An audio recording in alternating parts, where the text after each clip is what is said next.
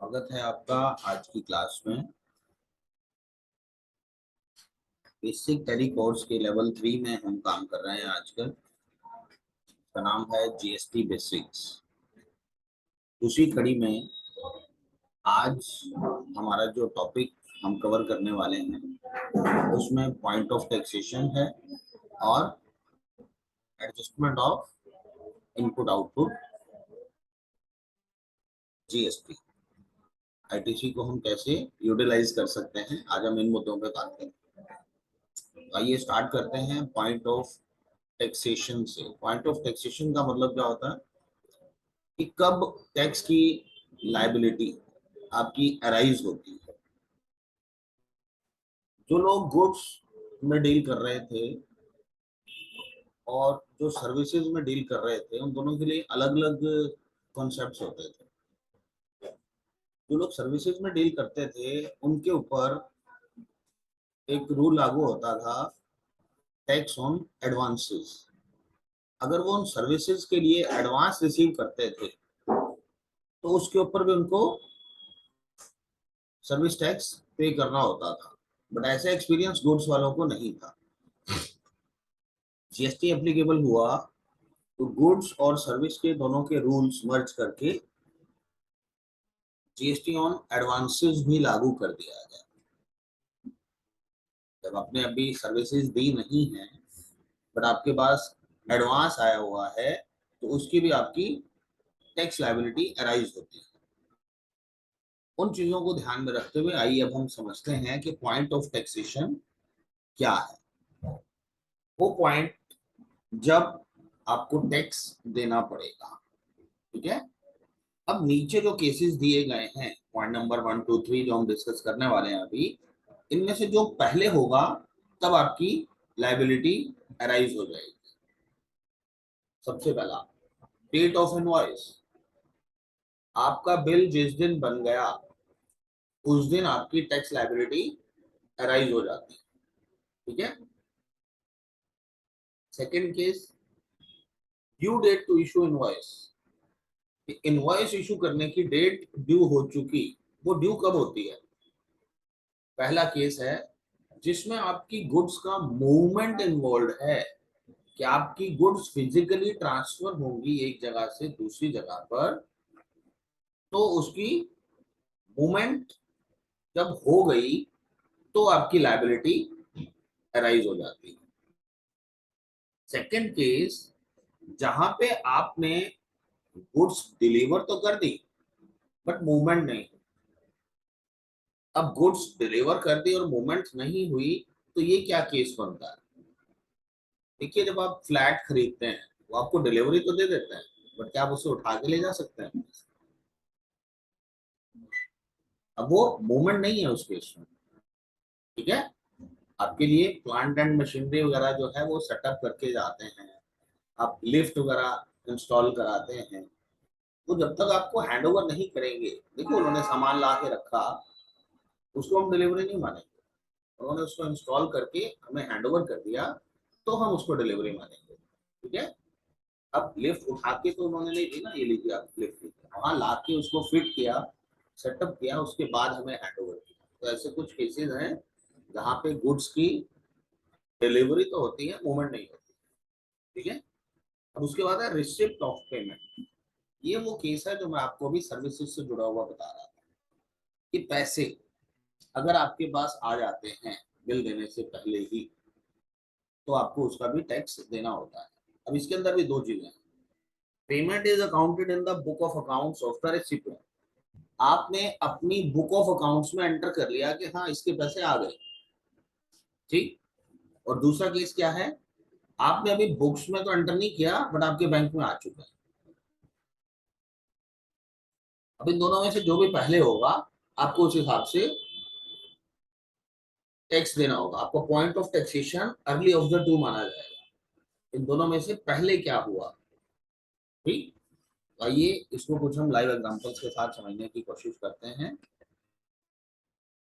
Scenarios हमें दिखाए गए हैं। एक बिल बना 20 जुलाई को, उसका पैसा आया 10 अगस्त को, तो पॉइंट ऑफ टैक्सेशन क्या है? Early of the two.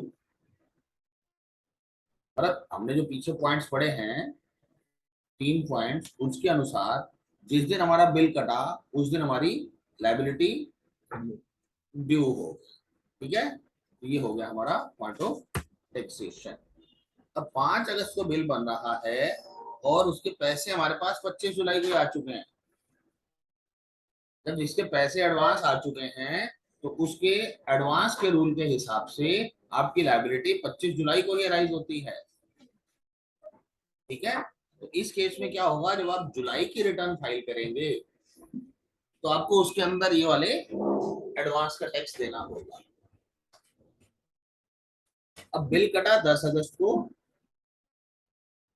आपने अपनी बुक्स में एंट्री की 29 जुलाई को, आपको चेक रिसीव हुआ, आपने 29 जुलाई को बुक्स में एंट्री कर दी, इसका चेक रिसीव हो चुका है। बट वास्तव में वो पैसा आपके पास आ रहा है 3 अगस्त को। अब आप एंट्री 29 जुलाई को डाल चुके हो कि मेरे पास पेमेंट आ गई है, तो आपको उसका टैक्स जुलाई की रिटर्न में ही देना पड़ेगा, ओके। 10 अगस्त को बिल बना, आपने अपनी बुक्स में एंट्री की 5 अगस्त को, बट वास्तव में वो पैसा बैंक में 31 जुलाई को आ चुका था, आपको पता नहीं लगा, ठीक है। तो इसके भी आपकी लायबिलिटी जो है वो 31 जुलाई को अराइज होगी, क्योंकि जिस दिन पैसे आपने लिख लिए या जिस दिन आपके पैसे अकाउंट में आ गए, दोनों में से जो भी जल्दी होगा आपको उसके हिसाब से देना होगा। 25 अगस्त को गुड्स रिमूव की गई सप्लाई के लिए, मतलब मूवमेंट ऑफ गुड्स इन्वॉल्व है। 25 अगस्त को माल निकल गया और सितंबर में जाके आपको पेमेंट मिली, दोनों में से अगस्त की लायबिलिटी आपकी बनने वाली है, ठीक है। चलिए अब देखते हैं कि जीएसटी में पेमेंट ऑफ टैक्स कैसे किया जाता है। जीएसटी में पेमेंट ऑफ टैक्स के लिए कुछ रूल्स बनाए गए हैं कि अगर आपके टैक्स का अमाउंट जो आपको पे करना है वो 10,000 रुपए से कम है, तो आप कैश, चेक या डीडी से पेमेंट कर सकते हैं ओवर द काउंटर, बैंक में जाकर, ठीक है। अगर आपके टैक्स की वैल्यू 10,000 रुपए से ज्यादा है तो मैंडेटरी है कि आपको ऑनलाइन ही करना पड़ेगा। 10,000 से कम का टैक्स कैश, चेक, डीडी के द्वारा दिया जा सकता है, बट 10,000 से ज्यादा का टैक्स देना है तो वो मैंडेटरी है कि ऑनलाइन ही देना पड़ेगा। ऑनलाइन टैक्स देने के जो मोड्स हैं उसमें आप इंटरनेट बैंकिंग से ट्रांसफर कर सकते हो, डेबिट क्रेडिट कार्ड से दे सकते हो, एनईएफटी, आरटीजीएस, आईएमपीएस कुछ भी किया जा सकता है यूपीआई पेमेंट्स में, ठीक है। तो मल्टी मोड ऑफ पेमेंट्स आपकी गवर्नमेंट ने अवेलेबल करा दिए हैं। ऐसा नहीं है कि 10,000 से कम का टैक्स है तो कंपलसरी आपको कैश या चेक से ही देना है, वो भी आप ऑनलाइन करना चाहें तो कर सकते हैं, ठीक है। 10,000 से ऊपर के लिए मनाही है। किस चीज की मनाही है? कैश की, चेक की, वो सिर्फ ऑनलाइन या डेबिट क्रेडिट कार्ड के थ्रू आप पे कर पाएंगे। आइए अब देखते हैं कि मैं अपने इनपुट क्रेडिट को कैसे यूज करूंगा।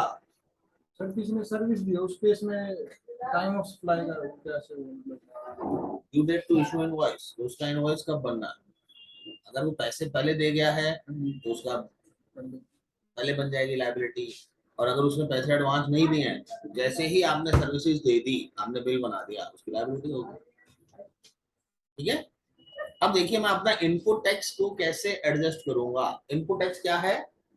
वो टैक्स जो मैंने अपनी परचेजेस के दौरान अपने सप्लायर्स को पे किया है और उन सप्लायर्स ने अपने रिटर्न के अंदर उन बिल्स को इंक्लूड करके उसकी टैक्स पेमेंट कर दी है, समझ गया। इनपुट टैक्स उसी टैक्स को कहा जाता है, ओके। इनपुट ये नहीं है कि जो मैंने सप्लायर को दे रखा है वो सारा मेरा इनपुट हो गया। वो इनपुट कब कहलाएगा? जब मेरा सप्लायर मेरे से पेमेंट लेके गवर्नमेंट को उस बिल की टैक्स पेमेंट जमा करा देगा, तब वो मेरा इनपुट टैक्स क्रेडिट बनेगा, ठीक है। अब जब हम इनपुट टैक्स क्रेडिट की बात करेंगे तो वो इनपुट टैक्स सीजीएसटी भी हो सकता है, एसजीएसटी भी हो सकता है और आईजीएसटी हो सकता है। अगर मुझे परचेजेस अपने स्टेट से बाहर से आ रही हैं तो मेरा इनपुट टैक्स आईजीएसटी में खड़ा होगा, और अगर मैं अपने ही स्टेट में खरीद रहा हूं तो मेरा इनपुट सीजीएसटी और एसजीएसटी के अकाउंट में अवेलेबल होगा। तो आइए समझते हैं हम किस तरीके से इसको यूटिलाइज किया जाता है। मान लीजिए मेरा इनपुट जो है वो सीजीएसटी अकाउंट में पड़ा है। ITC means input tax credit है। सीजीएसटी का आईटीसी मेरे पास पड़ा है। अब मुझे अपने आउटपुट टैक्स क्या होता है, जो मैं सेल्स पे लगाऊंगा, जब मैं माल बेचूंगा या सर्विसेज दूंगा किसी को, तो उस पे जो मैं टैक्स लगाऊंगा वो मेरा आउटपुट टैक्स है।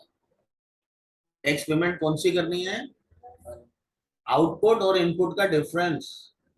अगर आउटपुट का ज्यादा है इनपुट का कम है तो पेबल, और अगर इनपुट ज्यादा है आउटपुट कम है तो रिसीवेबल नहीं होगा, कैरी फॉरवर्ड होगा, वो गवर्नमेंट वापस नहीं करेगी। एक्सेस है आपके पास, इनपुट एक्सेस है तो अगले महीने कैरी फॉरवर्ड हो जाएगा। ठीक है, आपको उस महीने कोई टैक्स पे नहीं करना पड़ेगा। क्यों, मेरा इनपुट ज्यादा था और आउटपुट कम है। रिटर्न फाइल करनी पड़ेगी कि बताओ कितना। ठीक है, तो आइए देखते हैं कि मेरे पास सीजीएसटी में इनपुट पड़ा था और मैंने बिल काटे सीजीएसटी वाले। तो सबसे पहले सीजीएसटी का इनपुट सीजीएसटी के आउटपुट को एडजस्ट करेगा। अब देखिए एडजस्ट करने का मतलब क्या है, ये कवर कर लिया इसने, समझ रहे हैं आप। इसका मतलब क्या हुआ कि मेरे पास सीजीएसटी का इनपुट ज्यादा पड़ा था, सीजीएसटी की आउटपुट लायबिलिटी कम थी, अभी भी एक्सेस रह गया मेरे पास, सीजीएसटी बचा है ना अभी। उसके बाद इसको कैसे यूज कर सकते हैं, इसको हम आईजीएसटी आउटपुट को एडजस्ट करने के लिए भी यूज कर सकते हैं। सीजीएसटी सेंट्रल गवर्नमेंट का पार्ट है टैक्स का, ठीक है। सीजीएसटी लेजर में जो पड़ा था वो सीजीएसटी की आउटपुट लायबिलिटी को एडजस्ट करने के बाद भी जो बच गया उससे हम आईजीएसटी को भी एडजस्ट कर सकते हैं, क्योंकि आईजीएसटी वो अकाउंट है जो स्टेट और सेंट्रल गवर्नमेंट का ज्वाइंट अकाउंट है। ठीक है, वो शेयर दोनों में आता है। अब मेरा जो एसजीएसटी में इनपुट पड़ा होगा उसको हम अपनी एसजीएसटी लायबिलिटी को एडजस्ट करने के लिए यूटिलाइज करेंगे। ओके, फिर भी एसजीएसटी अगर बचा रह जाता है तो आप उससे आईजीएसटी को भी एडजस्ट कर सकते हैं, क्योंकि आईजीएसटी के अंदर स्टेट का भी शेयर है। बट किसी भी केस में सीजीएसटी का इनपुट एसजीएसटी के आउटपुट को एडजस्ट नहीं करेगा। किसी भी केस में एसजीएसटी का इनपुट सीजीएसटी के आउटपुट को एडजस्ट नहीं करेगा। ठीक है, अब देखिए मैंने आउट ऑफ स्टेट माल खरीद रखा था तो मेरा इनपुट आईजीएसटी में पड़ा है, आईजीएसटी सबसे पहले एडजस्ट करेगा आईजीएसटी आउटपुट लायबिलिटी को। तो मैंने जो अपने स्टेट से बाहर माल बेचा है पहले उसको एडजस्ट करो, उसको एडजस्ट करने के बाद भी यदि आईजीएसटी बचा रह जाता है तो प्रायोरिटी मिलेगी सेंट्रल गवर्नमेंट को, सीजीएसटी कंपोनेंट को एडजस्ट करेगा ये, और फिर भी बचा रह जाता है तो फिर ये एसजीएसटी को भी एडजस्ट करेगा। समझ गया, क्योंकि ज्वाइंट अकाउंट है। आईजीएसटी स्टेट और सेंट्रल दोनों को एडजस्ट करेगा, बट सबसे पहले प्रायोरिटी दी जाएगी सेंटर को। केंद्र सरकार की प्राथमिकता रहेगी, पहले आईजीएसटी को एडजस्ट करेगा, बचा रह जाता है तो प्रायोरिटी के तौर पे सीजीएसटी को एडजस्ट करेगा, और उसके बाद भी बचा रह जाता है तो हम हमारी एसजीएसटी लायबिलिटी को भी आईजीएसटी से सेट ऑफ कर सकते हैं। क्लियर है, इस पे कोई क्वेरी? गुड। अब देखिए यूटी में क्या होगा, यूनियन टेरिटरी में ये देखिए दो टाइप के यूनियन टेरिटरी हैं इंडिया में। एक यूनियन टेरिटरी है जिसकी अपनी खुद की लेजिस्लेटिव असेंबली है, लेजिस्लेटिव असेंबली विधानसभा, ठीक है, या आप इसको इस तरीके से भी देख सकते हैं, वो वाले यूनियन टेरिटरीज जिनका अपना मुख्यमंत्री है, जहां विधानसभा होगी वहीं पे मुख्यमंत्री होगा, ठीक है, एमएलए चुने जाएंगे इलेक्शन से और अपना सीएम चुनेंगे। अब इनमें से देखिए दिल्ली जो है वो एक ऐसा यूनियन टेरिटरी है जो विधानसभा वाला यूटी है, ठीक, और कई ऐसे यूटी हैं जहां पे अपना मुख्यमंत्री नहीं होता है, जैसे कि अंडमान निकोबार, चंडीगढ़, ठीक है, तो वो विदाउट लेजिस्लेटिव असेंबली है। उसके लिए जो निर्णय लिए जाते हैं वो केंद्र सरकार के द्वारा दिए जाते हैं। ओके, ये देखिए, जहां पे अपनी खुद की विधानसभा है, सीएम है, उनको स्टेट कहा जाता है, उन यूनिटीज को स्टेट के बराबर माना जाता है, क्योंकि उनको अपना कानून बनाने का अधिकार है। वो अपनी विधानसभा में अपने कानून बना सकते हैं। तो दिल्ली के अंदर सीजीएसटी और एसजीएसटी लगेगा, पुडुचेरी में भी सीजीएसटी और एसजीएसटी लगेगा, क्योंकि दोनों ही सीएम हैं, दोनों के अपने इलेक्टेड सीएम्स हैं, उनकी अपनी अपनी विधानसभा है। ओके, अब यूनियन टेरिटरी जिनकी विधानसभा नहीं है उसके अंदर सीजीएसटी और यूटी जीएसटी लगेगा, यूनियन टेरिटरी जीएसटी। स्टेट्स के नाम आपके सामने हैं, पुडुचेरी और दिल्ली में सीजीएसटी एसजीएसटी, और बाकी जो यूटीज हैं अंडमान निकोबार, चंडीगढ़, लक्षद्वीप, दादरा नगर हवेली, दमन एंड दीव, ओके, इन जगहों पर सीजीएसटी और यूटी जीएसटी लगेगा। अब ये जो प्रेजेंटेशन है पुरानी प्रेजेंटेशन है, आपको पहले भी बताया जा चुका है कि ये प्रेजेंटेशन 2016 में बनाई गई थी। जब ये 16 में बनाई गई थी तो उस समय जम्मू कश्मीर राज्य था, बट 2019 जब से 370 धारा खत्म की गई है उसके बाद से इनको यूनियन टेरिटरी बना दिया गया है, और 2 यूनियन टेरिटरी बना दिए, जम्मू कश्मीर अलग और लद्दाख अलग। जम्मू कश्मीर को दिल्ली के साथ यूटी विद लेजिस्लेटिव असेंबली वाली कैटेगरी में रखा गया है कि उसके इलेक्शन कराए जाएंगे, अभी नहीं हुए हैं बट होंगे, ठीक है। तो उनको सीजीएसटी एसजीएसटी लगाना पड़ेगा, ओके। और जिसकी अपनी लेजिस्लेटिव असेंबली नहीं है, लद्दाख इस लिस्ट में ऐड किया जाएगा, वहां सीजीएसटी और यूटी जीएसटी लग रहा है, ओके। चलिए, अब देखिए, अगर मेरा इनपुट यूटी जीएसटी में पड़ा है, यूटी जीएसटी में इनपुट कैसे पड़ा होगा, यूटी जीएसटी किस केस में है, नीचे वाले केस में। मान लीजिए हम चंडीगढ़ में व्यापार कर रहे हैं, चंडीगढ़ में ही हम किसी से माल खरीद रहे हैं, तो हमें क्या बिल करके देगा, सीजीएसटी प्लस यूटी जीएसटी लगा के देगा, समझ गया, सीजीएसटी प्लस यूटी जीएसटी लगा के देगा। इस तरीके से हमारा यूटी जीएसटी का इनपुट अवेलेबल हो जाएगा, हमारे को इकट्ठा हो जाएगा हमारे पास इतना, जितने हम परचेज करेंगे और हमारा सप्लायर उसकी टैक्स पेमेंट कर देगा, तो हमें आईटीसी अवेलेबल हो जाएगा। अब उस आईटीसी को यूटिलाइज करने का फार्मूला, पहले यूटी जीएसटी वाली आउटपुट लायबिलिटी को एडजस्ट करेगा, वो सेल्स जो मैं चंडीगढ़ टू चंडीगढ़ करूंगा उसमें मुझे सीजीएसटी और यूटी जीएसटी लगाना है, वो आउटपुट जीएसटी हो जाएगा मेरा, आउटपुट यूटी जीएसटी, तो उसको मैं एडजस्ट करूंगा उन आईटीसी वाले यूटी जीएसटी के साथ। अगर इसके बाद भी वो मेरा इनपुट बचा रह जाता है तो वो आईजीएसटी को एडजस्ट करेगा। ये सेम रूल है जैसा सीजीएसटी पे लग रहा था या जैसा एसजीएसटी पे लग रहा था। और अगर चंडीगढ़ में रहते हुए मेरे पास इनपुट आईजीएसटी में पड़ा है, मान लो मैं हरियाणा से, दिल्ली से, कहीं से बाहर से खरीद रहा हूँ, तो आईजीएसटी में होगा मेरा इनपुट, तो वो सबसे पहले अपनी आईजीएसटी आउटपुट सप्लाई का टैक्स एडजस्ट करेगा। जो चीजें आपने चंडीगढ़ से बाहर पंजाब को, हरियाणा को, जम्मू को, हिमाचल को बेची होंगी, वो एडजस्ट होगा। और इसके बाद भी यदि वो बचा रह जाता है तो पहले सीजीएसटी को प्राथमिकता मिलेगी और उसके बाद यूटी जीएसटी, ये यूनियन टेरिटरी जीएसटी को एडजस्ट करेगा। इस तरीके से हमारा इनपुट टैक्स क्रेडिट एडजस्ट किया जाता है, समझ में आ रहा है। अब हमारा अगला टॉपिक है input credit on expenses. VAT के केस में हमें हमारे सभी एक्सपेंसेस के ऊपर जो हम वैट पे करके आते थे उस सब का इनपुट अवेलेबल नहीं होता था, बट जीएसटी के अंदर कुछ खर्चों का इनपुट हमें अलाउड है और कुछ का अलाउड नहीं है। किस किस का अलाउड है, हमें जो एक्सपेंसेस फर्दरेंस ऑफ बिजनेस के लिए किए जा रहे हैं, फर्दरेंस ऑफ बिजनेस क्या होता है, व्यापार की निरंतरता के लिए, उसको चलाने के लिए जो खर्चे हम कर रहे हैं और उस पे अगर हम कोई जीएसटी पे करके आ रहे हैं तो हम उनका इनपुट क्लेम कर सकते हैं। इसमें आपको नीचे 4 हेड्स बताए गए हैं। प्रिंटिंग एंड स्टेशनरी, आप अपने ऑफिस के लिए जो भी प्रिंटिंग और स्टेशनरी पे एक्सपेंस कर रहे हो उसके ऊपर आप इनपुट ले सकते हो।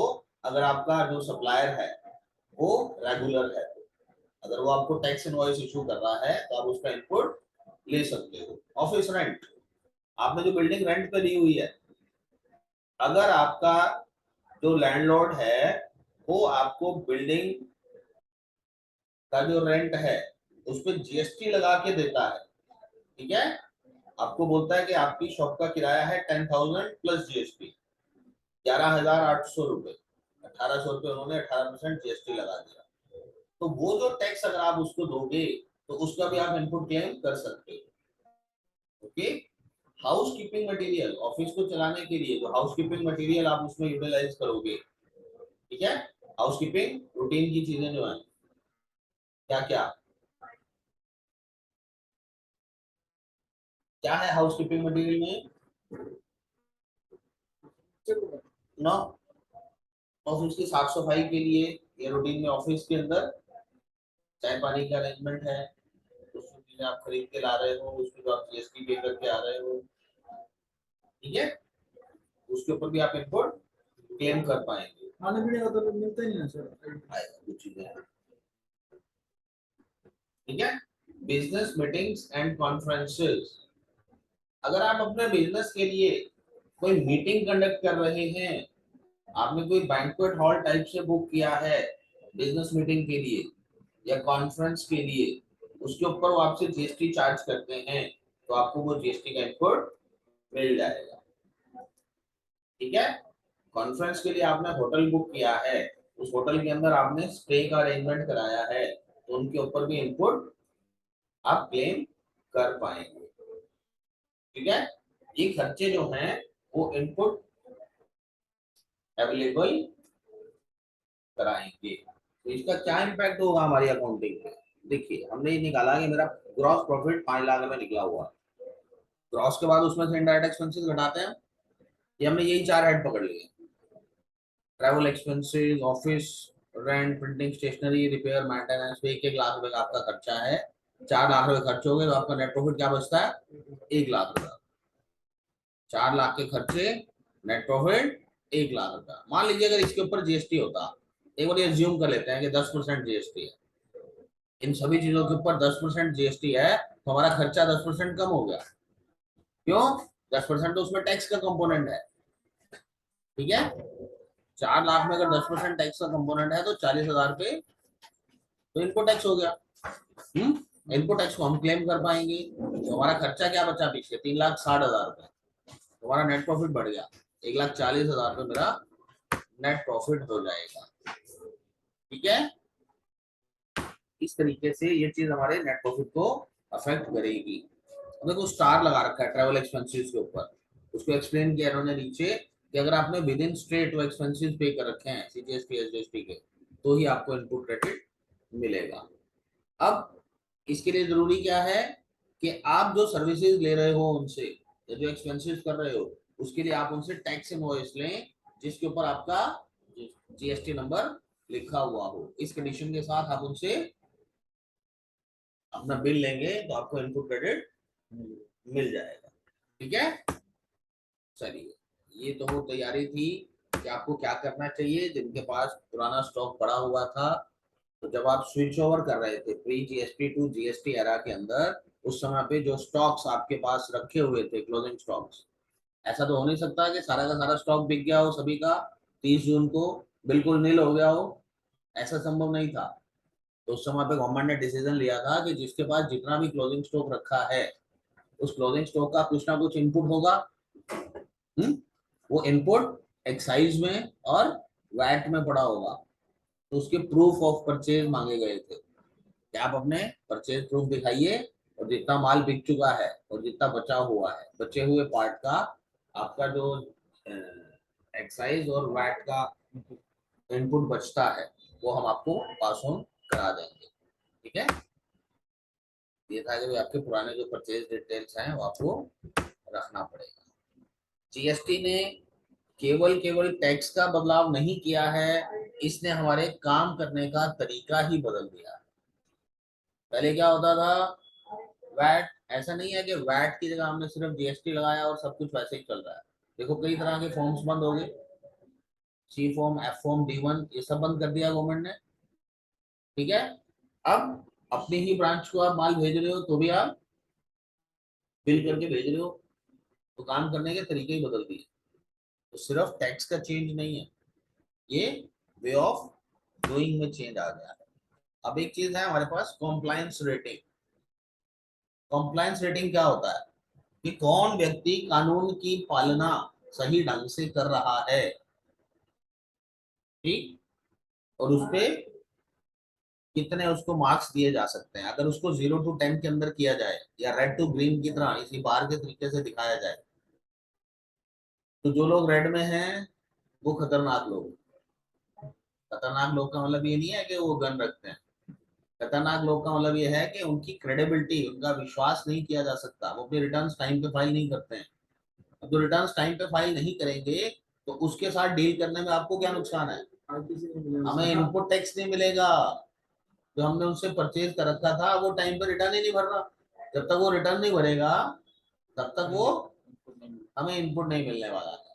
ठीक है, तो हमें उन लोगों से डील करना है जिनकी रेटिंग अच्छी है, ग्रीन है। अब रेटिंग कैसे पता लगेगी, कौन बताएगा हमें रेटिंग? अब किसी से आप जाके पूछोगे आप कैसे व्यक्ति हैं, तो खुद क्या बताएगा अपने बारे में? तो मेरे जैसा तो इंसान ही नहीं है पूरी धरती पर, सबसे ईमानदार, सबसे बढ़िया, सबसे मृदु भाषी, सबसे अच्छी दोस्ती निभाने वाला व्यक्ति हूँ, मेरे से बढ़िया तो कोई है ही नहीं संसार में। ठीक है ना, तो खुद नहीं बताएगा। तो गवर्नमेंट ने क्या किया, इसके लिए प्रपोज किया था कि हम एक पोर्टल के ऊपर ही आपको ऑप्शन दे देंगे। और आज हम प्रैक्टिकल तौर पे जब इन चीजों को देखते हैं तो हमें पता लगता है। देखिए मैं आपको दिखाता हूँ।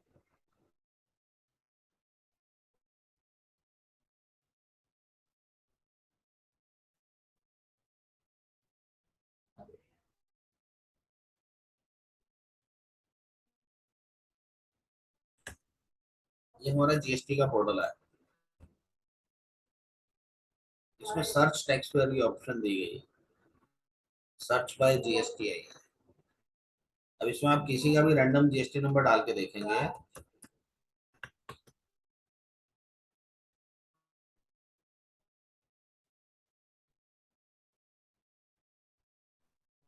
ये कि आपको उस बिजनेस का नाम पता लग जाता है।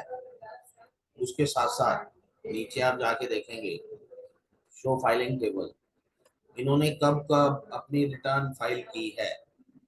तो ये एक तरीके से आपको वही रेड एंड ग्रीन जो हम डिस्कस कर रहे हैं, ये उसकी रेटिंग पता लग जाएगी।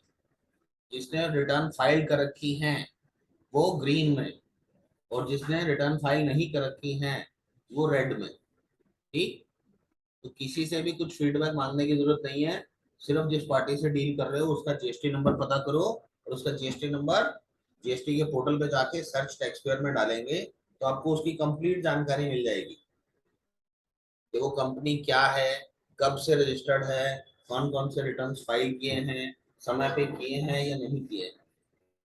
ओके, तो इस चीज का असर किस पे पड़ेगा, हमारे आपसी रिश्तों पे। हमारे जो कस्टमर्स हैं उनका विश्वास हमारे ऊपर बनेगा, वो हमारे बारे में हमारे से डील करने से पहले ही इंक्वायरी ले पाएंगे।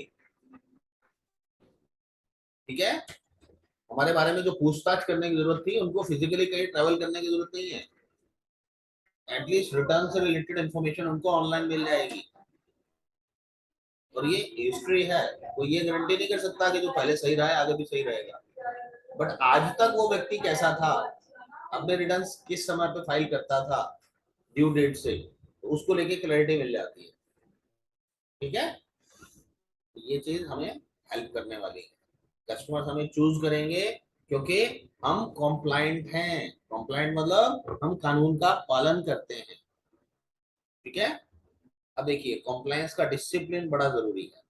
कॉम्प्लायंस का डिसिप्लिन का मतलब क्या है, आपने जुलाई की रिटर्न भर दी, अगस्त की किसी वजह से नहीं भर पाए, ठीक है, ड्यू डेट्स चले गए, आप सितंबर का भरना चाहते हैं बट आपको अलाउ ही नहीं किया जाएगा।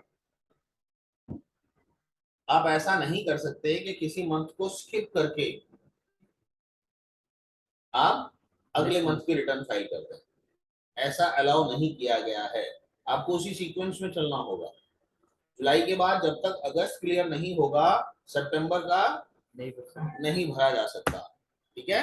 अब देखिए, अगर आप नॉन कॉम्प्लायंट रहते हैं तो उसके लिए दंड का प्रावधान है। वो दंड क्या है? कुछ लेट फी लगेगी, कुछ इंटरेस्ट लगेगा। लेट फी स्टार्टिंग में जो रखी गई थी वो 50 रुपए 100 रुपए पर डे रखी गई थी पर टैक्स। अगर आपकी लायबिलिटी सीजीएसटी, एसजीएसटी और आईजीएसटी तीनों की बनती है पे करने की, और आप 2 दिन के लिए नहीं पे कर पाए तो 300 600 रुपए टैक्स फाइन लगना था। ठीक है। बट ये फिर इसका विरोध हुआ तो फिर एक बार गवर्नमेंट ने इसको 50 पे लाए, फिर 25 रुपए पे ले आए थे। तो बीच में कई बार गवर्नमेंट ने डिले का जो पेनल्टी बनता था वो वेव ऑफ भी किया है। तो टाइम पे गवर्नमेंट इसको रिवाइज कर देती है। अब इसमें ये प्रावधान किया गया था कि अगर आपने टाइम पे रिटर्न फाइल नहीं किया तो 100 रुपए पर डे पर टैक्स आपसे फाइन लेंगे, और वो फाइन का जो अमाउंट है मैक्सिमम 5,000 रुपए तक जा सकता है।